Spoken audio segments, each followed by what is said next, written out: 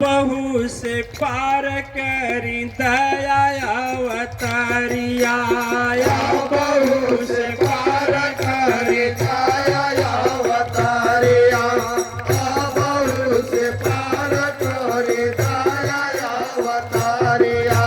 पाप पुण्य कर्म में नी हमके ना उलझाई जी, आपका सहारा बाटे हमके मत भगाई जी, आपके सहारा बाटे हमके मत भगाई जी, आपके भरोसा बाटे हमके जनी भगाई जी, आपके भरोसा बाटे।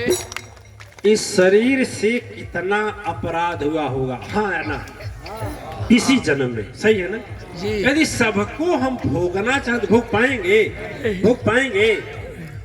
सागरित कर्म सदगुरु आपके चरणवा, सागरित कर्म सदगुरु आपके चरणवा, सागरित कर्म सदगुरु आपके चरणवा। हम बहू से माफ करी सुनी के न मानवा, बहू से माफ करी सुनी के न मानवा, बहू से माफ करी सुनी के न मानवा। कितना जाना माँ से भटकत बाटी, अप मत भटकाई जी, आपके सहारा बाटे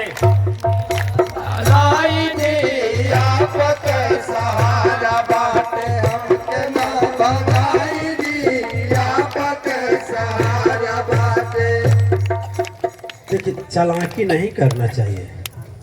देखिए एक बहुत रहस्य बात बता रहे हैं अध्यात्म, चालाकी नहीं करना चाहिए। भगवान से चालाकी नहीं, सदगुरु से चालाकी नहीं। जो चालाकी करता है वो बहुत चक्कर में पड़ता है। ये नहीं कि पाप हमारा क्षमा कर दीजिए, पुण्य का लाभ दे दीजिए। अरे यदि दो पलड़ा बनाइए तराजू का, एक पलड़े में पाप रखिए, दूसरे में पुण्य रखिए, तो कौन ज्यादा होगा? ईमानदारी बोलिएगा, हृदय पर हाथ रख के सच बोल रहे हैं जी। तो ये बताइए कि यदि भोगने लगेगा आदमी तो सुखवा से ज्यादा तो दुखवा होगा ना। इससे अच्छा आप पुण्य भी ले लीजिए, हमारा पाप भी ले लीजिए। बस रहने दे जी, रहने दे, अपने चरण में रहने दे, बस कुछ नहीं।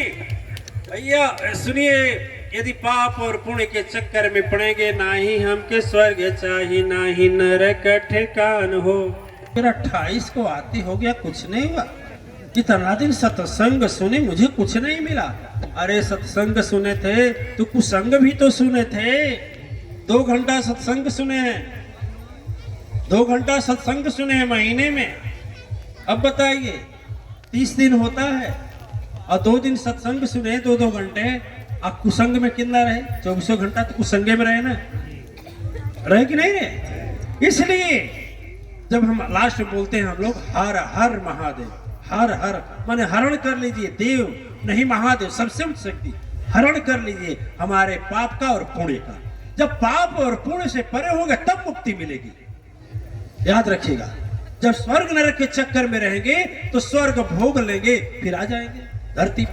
फिर अब करिए पाप, करिए पाप। रामकृष्ण परमहंस की ही बात नहीं हुई जब माँ काली बोले कि कहो तुझे ठीक कर दे, बोले नहीं मैया, आखिर जितना मछली खाया हूं वो मछली कैंसर का कीड़ा बन गई है, गले में पड़ी हुई है, कैंसर हो गया है। यदि मुझे ठीक कर देंगी तो फिर मनुष्य का जन्म होगा, तो फिर आऊंगा तो न जाने कितना कुसंगी मिलेंगे। इसलिए मैया मुझे मर नहीं दे, देखिए, ताकि मुझे फिर मनुष्य का जन्म न हो। तो इस तरह से जो बुद्धिमान भक्त होता है, बुद्धिमान जीव होता है, वही कहता है कि जब से हम पाप हुआ चाहे पुण्य हुआ, सब समाप्त कर दीजिए। न पाप के चक्कर में न पुण्य के चक्कर में। अरे जंजीर जंजीर होती है, लोहे की है तो भी बांधेगी और सोने की है तो भी बांधेगी। यदि सुख सोचेंगे तो भी बांधेगा और दुख सोचेंगे तो भी बांधेगा। इससे सुख से भी मुक्ति, दुख से भी मुक्ति। लेकिन तब तक मुक्ति नहीं होगी जब तक आप अपने विचारों को नहीं छोड़ेंगे। कोई हिंदू धर्म में बंधा है, बताए ना, कोई इस्लाम धर्म में बंधा है, कोई जाति में बंधा है, कोई गुरु में बंधा है, कोई पंथ में बंधा है, और सारे बंधने वाले कोई मुक्त नहीं। एक बार की बात थी, हम अपने गुरु जी के साथ जा रहे थे हिमालय में जा रहे थे, तो बहुत विशाल पेड़ था। आप लोग हिमालय गए हैं नहीं गए? आप गए नहीं गए? चलिए हमारे साथ। गर्मी में एक बहुत बड़ा विशाल पेड़ था। गर्मी में इस समय तो ठंडा होगा, जाड़ा में तो ठंडा लगेगा। तो जब वहां जाए तो एक बहुत बड़ा विशाल पेड़ था। वो पेड़ के नीचे एक महात्मा तपस्या कर रहे, वहीं जाकर के महाराज जी बैठ गए। कौन महाराज जी? हम लोग तीनों लोग थे ना, आढ़ी बाबा क्रोधी पुरंदर जी महाराज बैठ गए, हमारे गुरु भाई बैठ गए।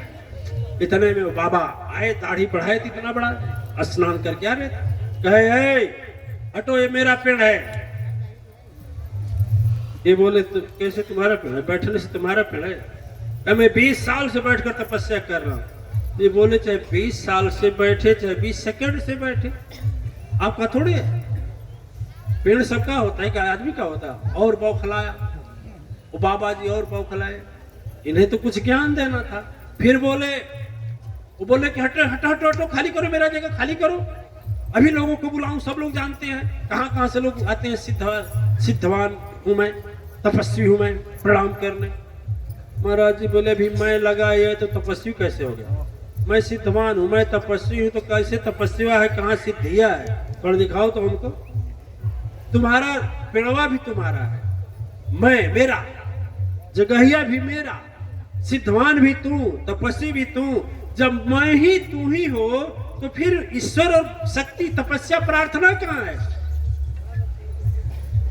कहे देखो, नहीं मुझे तपस्या करना है ना बैठना है। जितना तपस्या तुम यहाँ करते हो, ये बैठने वाले घर में बैठकर तुमसे ज्यादा तपस्या कर लेते हैं।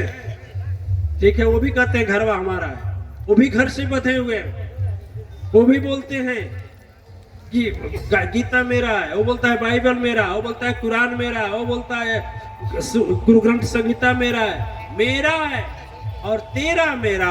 मैं यार तोर तोर यह माया, यही माया है दिव्यात्मा, यही है।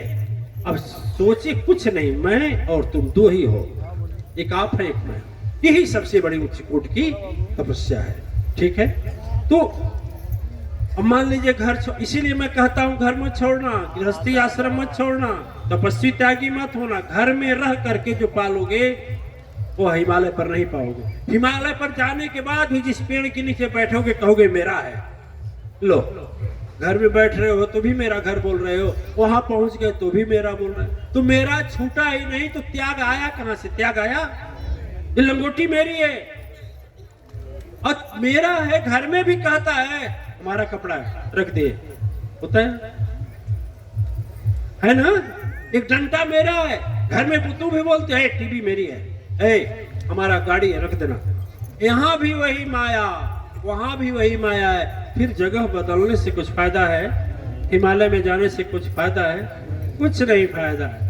त्याग करने वाला आदमी यहाँ रहकर ही त्याग कर लेगा। ये तो ढोंग और पाखंड है, दिखावा है और कुछ नहीं। बोलिए साचे दरबार की जय। चलिए आरती के लिए तैयार हो जाइए।